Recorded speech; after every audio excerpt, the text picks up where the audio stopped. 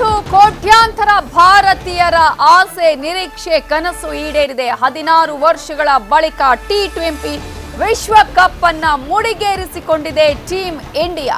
2007ರಲ್ಲಿ ಈ ಒಂದು ಕಿರೀಟವನ್ನ ತನ್ನದಾಗಿಸಿಕೊಂಡಿತ್ತು. ಇದೀಗ ಮತ್ತೆ ಆ ಒಂದು ಕೋಟ್ಯಾಂತರ ಪ್ರೇಮಿಗಳ, ಕ್ರಿಕೆಟ್ ಪ್ರೇಮಿಗಳ, ಕ್ರೀಡಾ ಪ್ರೇಮಿಗಳ ಕನಸನ್ನ ನನಸು ಮಾಡಿದೆ ಟೀಮ್ ಇಂಡಿಯಾ. T20 ವಿಶ್ವಕಪ್ ಮುಡಿಗೇರಿಸಿಕೊಂಡಿದೆ ಟೀಮ್ ಇಂಡಿಯಾ. ಸಾಕಷ್ಟು ಕುತೂಹಲಕಾರಿಯಾಗಿತ್ತು ಈ ಒಂದು ಮ್ಯಾಚ್. ಕೊನೆ ಕ್ಷಣದವರೆಗೂ ವಿಜಯಲಕ್ಷ್ಮಿ ಯಾರ ಪಾಲಾಗ್ತಾಳೆ ಅನ್ನುವಂತಹ ಆತಂಕ, ಕುತೂಹಲ ಇತ್ತು. ಅವೆಲ್ಲವನ್ನ ಹಿಂದಿಕ್ಕಿ ಟೀಮ್ ಇಂಡಿಯಾ ಗೆಲುವನ್ನ ಸಾಧಿಸಿದೆ. ಯಾಕಂತ ಹೇಳಿದ್ರೆ ಏನಾಗುತ್ತೋ ಏನೋ ಅನ್ನುವಂತಹ ಆತಂಕ. ಅದರಲ್ಲೂ ಪ್ರಮುಖವಾಗಿ ಕೊನೆಯ 4 ಓವರ್ ಬಹಳ ಇಂಟ್ರೆಸ್ಟಿಂಗ್ ಆಗಿತ್ತು.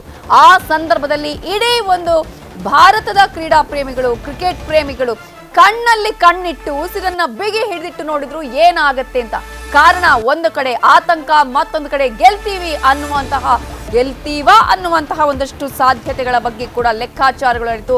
ಅಂತೂ ಇಂತೂ ದಕ್ಷಿಣ ಆಫ್ರಿಕಾ ವಿರುದ್ಧ T20 ವಿಶ್ವಕಪ್ ಗೆದ್ದಿದೆ ಭಾರತ. ಮತ್ತೆ ಇಲ್ಲಿವರೆಗೂ ಕೂಡ ಫೈನಲ್ಗೆ ಬಂದೇ ಇಲ್ಲದಂತಹ ಟೀಮ್ ಸೌತ್ ಆಫ್ರಿಕಾ, ಹರಿಣಗಳನ್ನ ಸೋಲಿಸಿದೆ ಭಾರತ.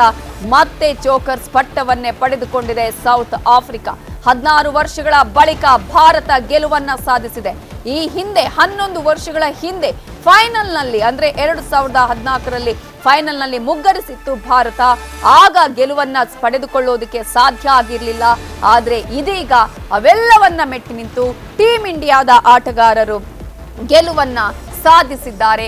ಆ ಗೆಲುವಿಗೆ ಈಗಾಗಲೇ ಕೋಟ್ಯಾಂತರ ಕ್ರೀಡಾ ಪ್ರೇಮಿಗಳು ಬಹಳ ಖುಷಿಯನ್ನ ಕೂಡ ವ್ಯಕ್ತಪಡಿಸ್ತಾ ಇದ್ದಾರೆ. ಮುಗ್ಗರಿಸುತ್ತೇನೋ ಇಲ್ಲೂ ಕೂಡ ಭಾರತ ಅನ್ನುವ ಆತಂಕ ಇತ್ತು.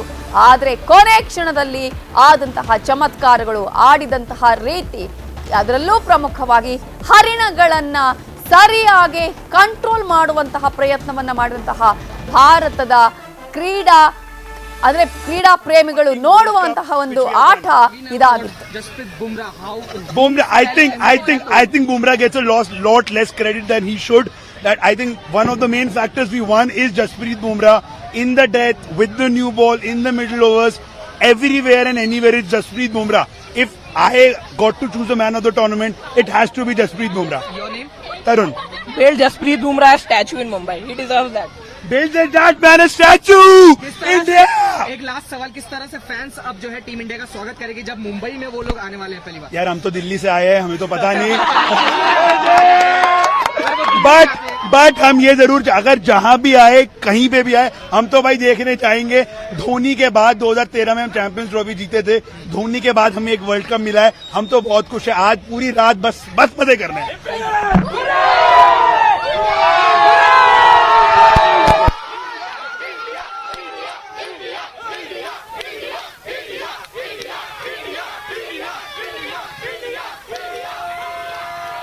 ಕನ್ನಡಿಗರ ನೆಚ್ಚಿನ ನ್ಯೂಸ್ 18 ಕನ್ನಡ ಈಗ ವಾಟ್ಸ್ಆಪ್ನಲ್ಲೂ ಲಭ್ಯ.